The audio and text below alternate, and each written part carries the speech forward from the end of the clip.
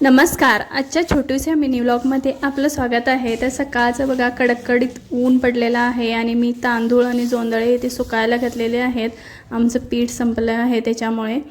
आणि इथे दुपार झाली, आम्ही छानपैकी चहा आणि इथे मका चिवडा घेऊन ते हर्षची बॉटल बघा उकळायला ठेवली आहे. मी चहा पिते म्हटल्यावर हर्ष काय गप बसणार आहे, मला पण चहा दे म्हणून रडायला आहे. मग त्याला फुकून फुकून चहा दिला. तो छानपैकी चहा प्यायला. पिऊन झाल्यावर दिली वाटी माझ्याकडे आणि आणि दे करायला आहे, नाही तर रडतो मी. हे चालूच असतं त्याचं.